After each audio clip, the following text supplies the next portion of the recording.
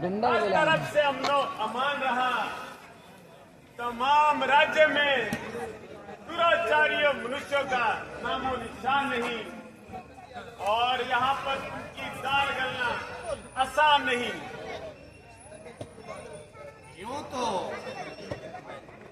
मुझे अपने मंत्रियों पर पूरा पूरा विश्वास है, क्योंकि आप लोगों के प्रबंध से ही हर तरह प्रकाश ही। और आज के लिए बोलना है इनको। परंतु मैं पूछता हूँ, आप वैसे कोई मनुष्य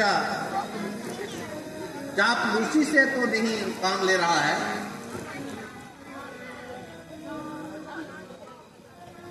महाराज को किस तरह हमारी नेक नीति पर शक हुआ। रात से मेरी तबीयत पर कुछ मलाल है। महाराज इस बात का ख्याल है। कल रात को मैंने एक सपना परेशान देखा। महाराज उसमें क्या देखा? किसने बोला बनाने को? दशरथ।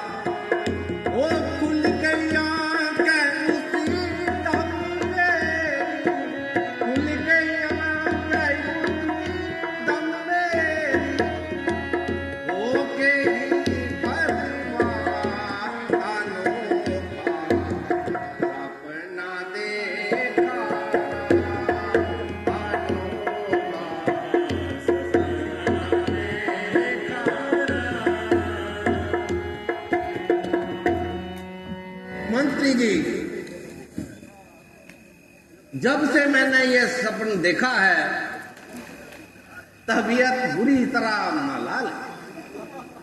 मालूम होता है कि राज्य के प्रबंध में जरूर कुछ ना कुछ खराबी हुई है,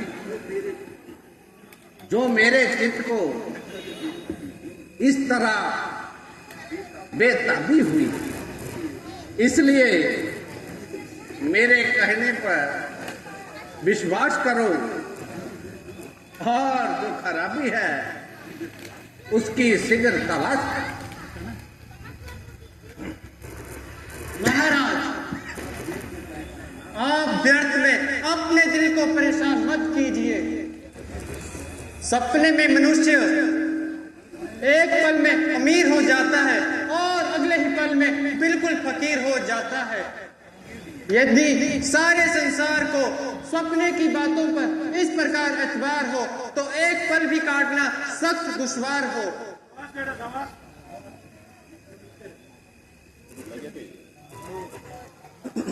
धन्यवाद।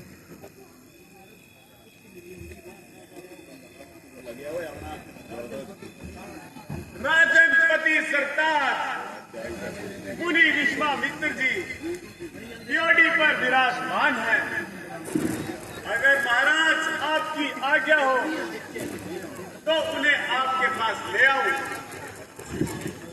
हाँ, जाइए और उन्हें आदर से यहाँ लाइए। जैसी आज्ञा महाराज।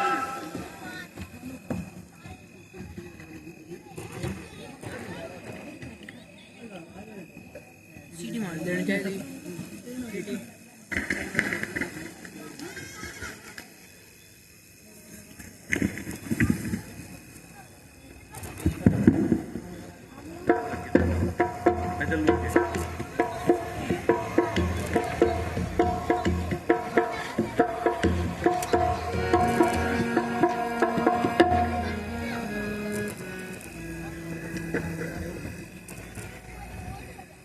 महाराज, हाथ जोड़कर प्रणाम करता हूँ। कल्याण बस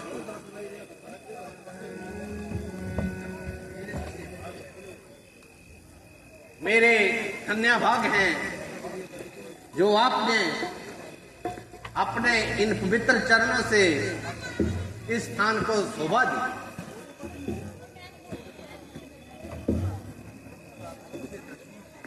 आपके दर्शनों से चित्त प्रसन्न हुआ। आइए, विराजिए और आराम करिए। कहिए, चित्त तो प्रसन्न है।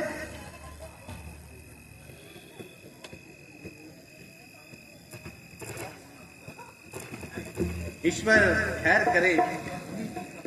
मुनि जी का लिया कुछ बिगड़ा बिगड़ा नजर आ रहा है। बैठिए मुनिवर, बैठिए।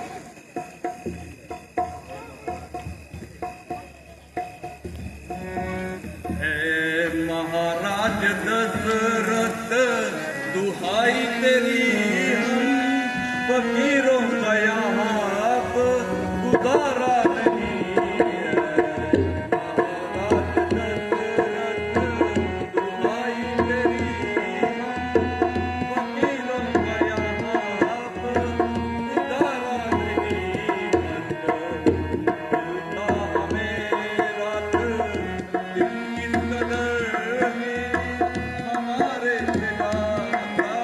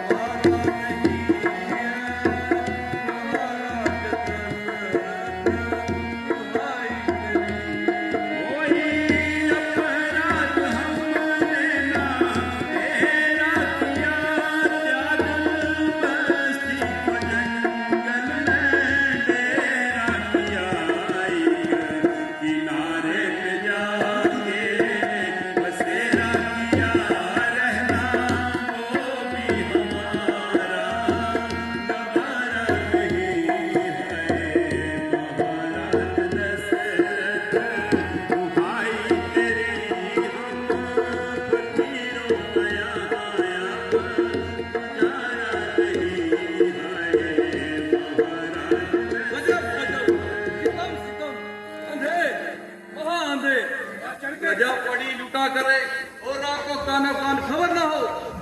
राजन, आपके गंगा पार के इलाके में राक्षसों ने वो आफत मचाई है कि दुहाई है, दुहाई है। कोई भी यात्री आता है बड़ी क्रूरता के साथ लूटा जाता है। तमाम इलाका मारीच के हाथों दुखी हो रहा है। आप उनके साहस इतने बढ़ गए हैं कि साधु संतों को भी छेड़छाड़ करें। हम जंगल में बैठ के ईश्वर का भजन करते हैं और कंदमूल खाकर अपना गुजारा करते हैं, क्या तपस्या में ही लीन रहते हैं। अस्तु, हमने एक यज्ञ रचाया था और बड़ी मुश्किल से उसे हर तरह की आफत से बचाया था, परंतु ना जाने वो बेईमान कहां से आ गए और हमारा सारा पुरुषार्थ नष्ट कर दिया और समस्त यज्ञ भ्रष्ट कर दिया। वहां आकर आफत मचाने लगे, यहां तक कि हवन कुंड में ही मांस आदि भून भून कर खाने लगे। जब हम फकीरों का ये हाल है तो दुनियादारों का था ईश्वर की रखवाला।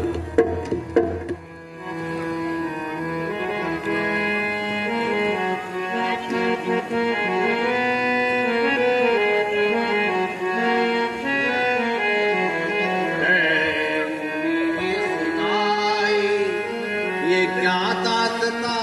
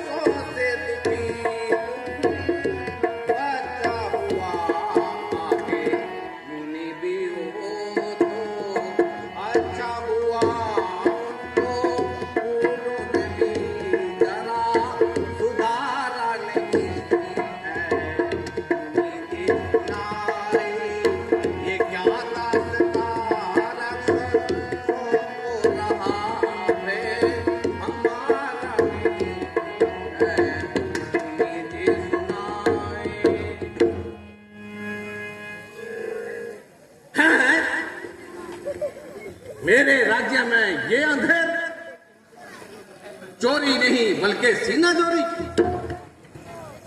मेरी प्रजा को इतना इजहार है कि मेरे राज्य करने का भी हाल। अभी चढ़ाई करता हूं और आपके देखते ही देखते उनका सफाया करता। मंत्री जी, क्या अभी भी मेरे सपने पर क्या भ्रम है? सेनापति जी, इसी समय सेना तैयार कीजिए और मेरी दूसरी आज्ञा का इंतजार कीजिए।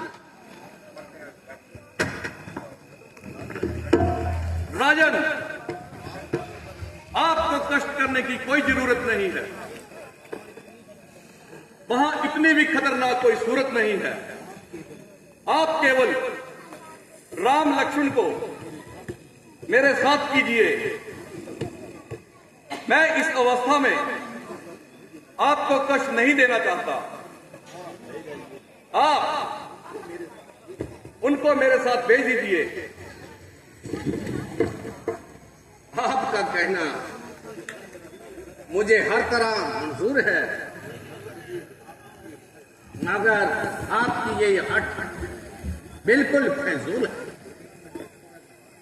भला मैं किस तरह गवारा करूं? बच्चों को तो युद्ध में भेजूं और यहां मौजा मारा करूं। आप माने या ना माने, वे बेचारे तरीके जंग को क्या जाने। राक्षसों से मुकाबला कोई खेल तमाशा नहीं है। और मारी कहां का बतासा तो जाते ही मुंह में डालेंगे, हाथ पतासे की तरह चबा जाएंगे। आखिर वह भी तो इंसान है। अगर सच पूछो तो सिरे का चालबाज और बेईमान है। आश्चर्य है, रघुकुल में ऐसे कायर कहां से पैदा हो गए? तेरे पूर्वजों में से मुझे किसी ने आज तक किसी ने इनकार नहीं किया। क्या हरिश्चंद्र का पुत्र रोहित कश्यप नहीं था? अगर वो टाल मटोल करना चाहता तो क्या उसके पास कोई उत्तर नहीं था? तुमने तो राजा दिलीप की इज्जत भी खाक में मिला दी, जिन्होंने भूखे जानवरों को अपने बदन का मांस खिलाया था। राजा रघु के यश और कीर्ति का आज खात्मा हो गया। हाय हाय, राजा आज यदि आज जीवित होते तो ऐसी औलाद देखकर अत्यधिक लज्जित होते। बहुत अच्छा, आराम कीजिए और मेरा अंतिम परिणाम स्वीकार कीजिए।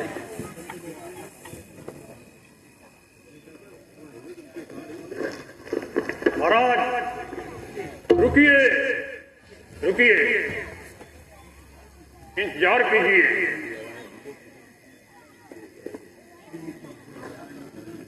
मैं क्या करूं और किस कुएं में पड़ूं? ये दोनों अपनी हड़ से अड़े हैं और दोनों के तेवर खड़े हैं। इधरिए राम और लक्ष्मण को भेजने को तैयार नहीं, इधर इन्हें खाली जाना पसंद नहीं। अगर विश्वामित्र खाली चले गए तो बहुत बदनामी होगी।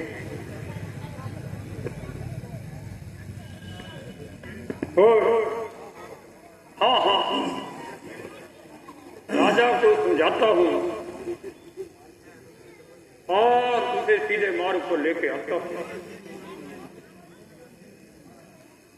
महाराज, आप ज्यादा इकरार ना कीजिए और राजकुमारों को भेजने को तैयार कीजिए। आप स्वयं बुद्धिमान हैं, आपका जमाना पीरी है। आप जाने की जिद ना कीजिए और राम लक्ष्मण को भेज दीजिए।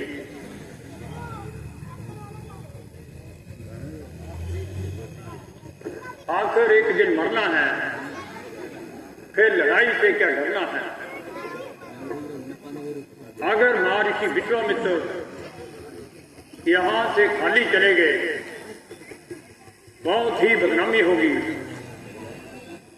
और राम लक्ष्मण बहुत समझदार हैं कि अगर जरूरत पड़ी वह हाथ दिखाएंगे और राक्षसों को छठी का दूध याद दिखाएंगे। इसलिए आप अपराध न करें और मामूली सी बात पर विश्वामित्र जी को नाराज न करें। हाँ, दुरुस्त है। आप तो इसकी तारीफ करेंगे। हमारा कहना सुनना बिल्कुल बेफिजूल है। परमेश्वर ना करे अगर लड़ाई में कुछ उल्टा पलटा हो गया तो मेरा तो मुंह काला हो जाएगा। लोग कहेंगे लड़ाई के भय से अपने आप को बचा लिया और बच्चों को मरवा दिया। जो बोलेगा वही मेरी जान पर पत्थर तुलेगा। किस किस की जबान पकड़ूं? इधर दुनिया मेरी अकल पे हंसेगी और उधर मेरी जान माइक बंद करा दो तरह तरह के झमेलों में फंसे। बाबू साहब, माइक बंद कर दो। सच तो यही है बंद बंद कि मेरी प्रारब्ध में आवाज आ रही औलाद का सुख ही नहीं। जब नहीं थी तो बेकरार था, आज है तो भी दुखी थी। जाइए, ले जाइए और अपना काम बनाइए, मगर इतनी मेहरबानी करना, जब आपका काम बन जाएगा तो जल्दी वापस लौट आना और मुझे इस बात का सख्त इंतजार रहेगा। मंत्री जी, राम और लक्ष्मण को विश्वामित्र के साथ भेज दीजिए। ठीक है महाराज।